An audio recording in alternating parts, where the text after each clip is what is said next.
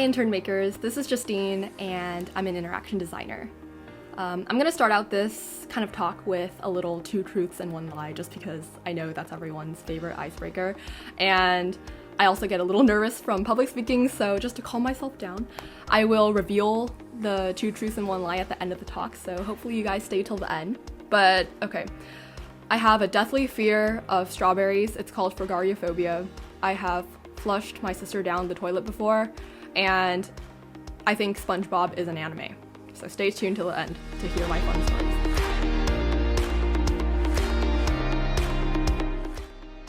I'm a third-year undergraduate at UCLA right now, and I study cognitive science with a specialization in computing. But fun fact, it wasn't always that way. I actually came into UCLA as a piano performance major. Yes, that is a major here. And I've just been kind of one of those kids ever since I was 4 years old. But halfway through my first year, I kind of realized that as much as I loved classical music, striving to be the next Chopin, Liszt, Yu Wang, something wasn't right, and I stopped enjoying this form of creative expression. I bounced around different organizations on campus, just trying to find my niche again, and I stumbled upon Creative Labs. It's this wonderful community of creatives on campus to explore your passion through innovative projects. And back then, having zero experience in UI UX, I just decided I wanted to work on this cool thing called a rapid prototyping tool. And I was happily welcomed with open arms. And I learned all the fundamentals. I learned how to design my very first button to this wonderful big design system. And ever since, I kind of just fell in love with designing experiences and solving real-world problems through critical thinking and storytelling.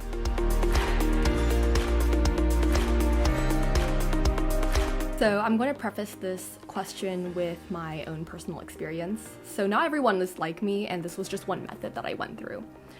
So around August of my first year, I got a referral, and after about 2.5 months, I didn't hear anything back. So I decided to reach out to this recruiter that I found on LinkedIn, and I just sent a simple but personalized message, something like, "Hey, I'm a student at UCLA, I study interaction design, and I noticed you work in this realm.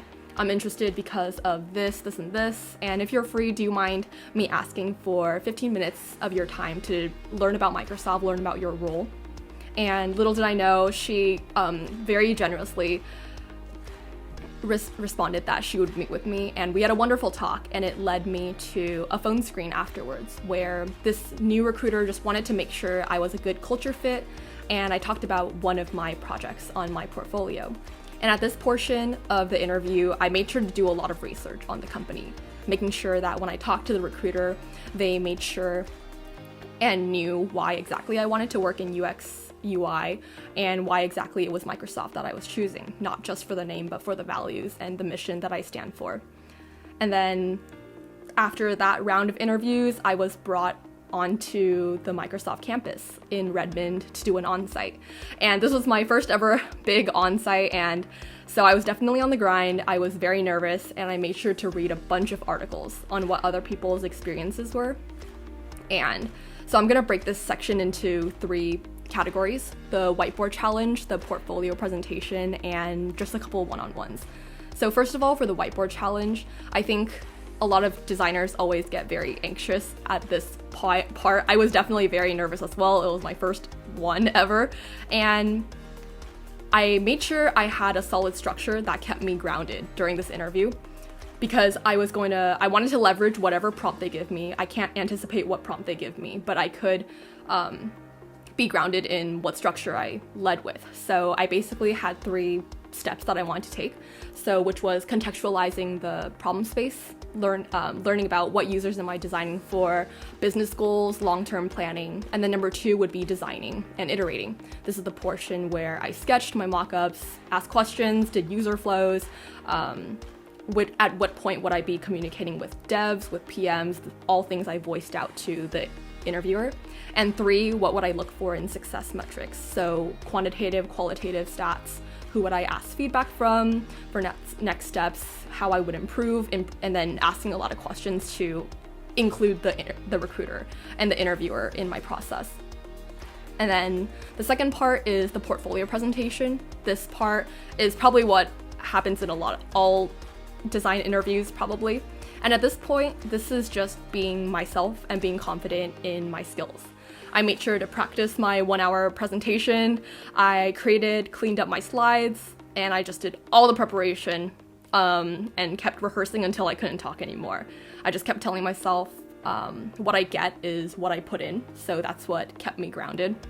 And the last part, I had 2 other one-on-ones, and these were just more casual talks on what I want to get out of the internship, what I could provide to the company as well, since internships are a two-way street.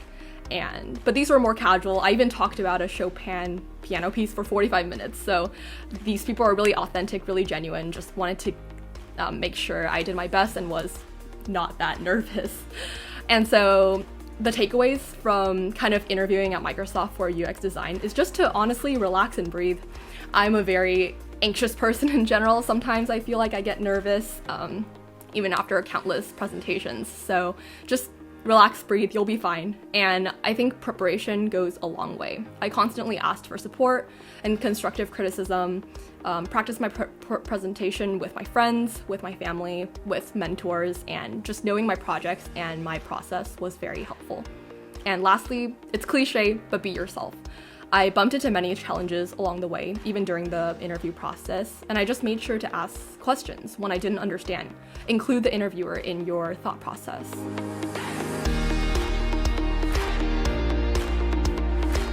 I think there's a big misconception that you need years of experience going to design school to get into UX design, but that's not how I came into UX design. And I think what really helped me was to have passion in the field. As cliche as it sounds, understanding the field and having this mindset before I got into the field was what really grounded me and fascinated me.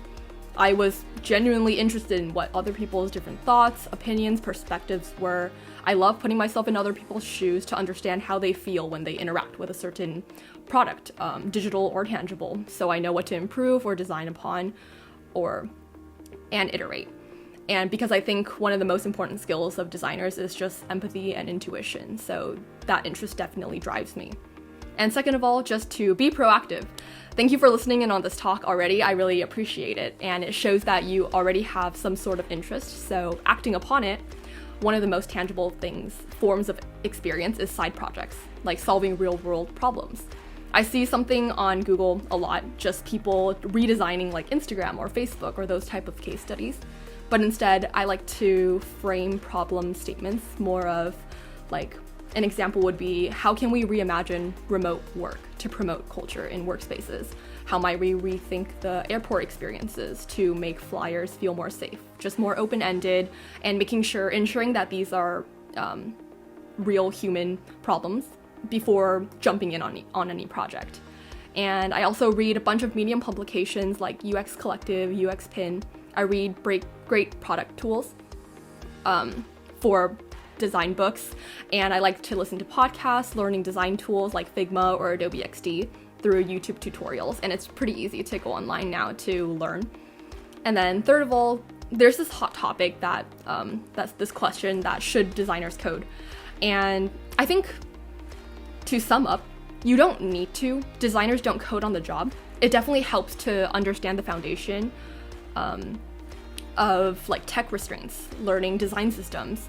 I've only taken one web dev course, and I've taken like CS intro classes up until data structures and algorithms, and what that has helped me with is just having this open communication with devs to enhance the entire process of a product, because the good big aspect of developing a product is the handoff from design to engineering, and having this foundation really helped me understand restraints and communicate my designs more seamlessly. And today, online courses like Udemy or Superhigh can get you started. So don't be afraid to learn new skills. And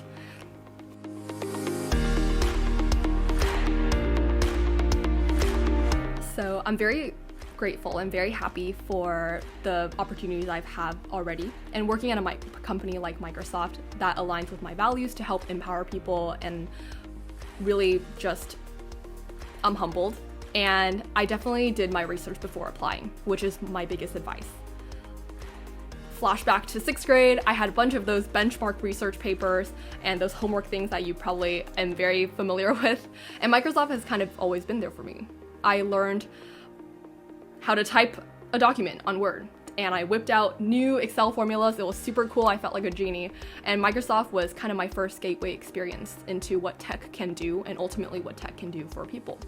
And fast forward to college, Skype, another Microsoft product. I Skype my parents every single night. That's the kind of kid I am. And of course there are other video calling apps, but Skype is something me and my family we're very familiar with, and it's kind of my way to interact with my family members and my loved ones when we're not there physically. So yeah, and I also read many articles on Microsoft's design blog, understanding how Microsoft designers approach problems, educating myself, and it was something I very related with as well, and something I was very interested in.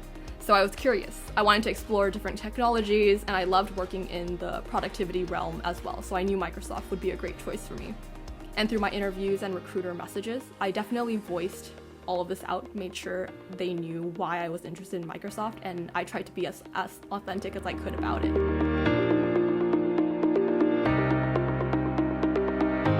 I think for internships, just really understanding yourself, understanding why you're applying to a particular role.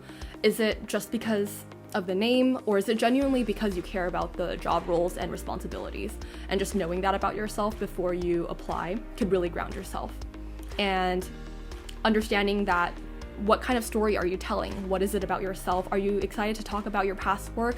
Are you excited to talk about future work? Is something that really shines through, especially like in a portfolio, somewhere a platform that you can showcase your personality and make sure you stand out because you do in some way. And how are you going to tell that visually and quickly? And second of all, I think just avoiding for opportunities to fall on your lap is something that really resides in me, because you should be proactive, reach out and network on LinkedIn, initiate side projects with friends, because internships are a two-way street, and it's what you put in is what you get. So yeah, and as cliche as it is, believe in yourself. Like, believe it or not, you bring something to the table that no one else can. So what is that something? What is your story? What makes you different? I like to constantly tell myself, do what you love and love what you do. And as long as you're passionate about something, it will show through. And I hate that looking for jobs are stressful, and I hate that they are, but one of the greatest pieces of advice that my friend has told me, and something I tell myself every day, is that what's meant for you will never pass you by. To just be patient. I've gone through countless rejections, and I've learned to embrace them rather than have it define or discourage me. Because part of being a good designer and ultimately a good person is just to be receptive, be flexible, and adaptable. And I promise you, you'll be fine. So wrapping up on this talk, I just first of all want to say thank you so much for joining me on this experience. And I want to share that I'm actually currently working on a mobile app, and it's in beta testing right now. It's called Group Cart is the name of the app, and it's a community-centered experience to restore feelings of trust and safety by building a collaborative neighborhood for grocery shopping experiences. And we're currently looking for beta testers, so we'd love for you to come share insights, help us provide feedback, because we're always looking for improvements and chances to design and iterate upon. So feel free to reach out, and we'd love for you to be a beta tester. And kind of ending this talk, thank you so much again. I am personally very nervous and anxious when it comes to public speaking. This is something I don't really do very often, so I really appreciate you joining in on this talk with me, and it makes me really happy. And I just honestly love to make new friends, so feel free to reach out. I do have a personal portfolio, justinedodesign.com, and I do have a LinkedIn. Feel free to reach out. We can talk about design, or I can share whatever knowledge I have, talk about our favorite office characters. I love Dwight. And yeah, just feel free to reach out. I'm happy to chat, whatever, and yeah. And for the 2 truths and 1 lie reveal, the real reveal is that those were all truths. I couldn't think of a good lie, but yes. I hope I've blessed your day having the knowledge that someone has never eaten a strawberry before and has fear of it. I do think SpongeBob is an anime and that all my friends hate me for it. And I did flush my sister in the toilet when she was 5. And yeah, on that note, thank you so much for listening in on this chat again, and I hope to talk to you soon.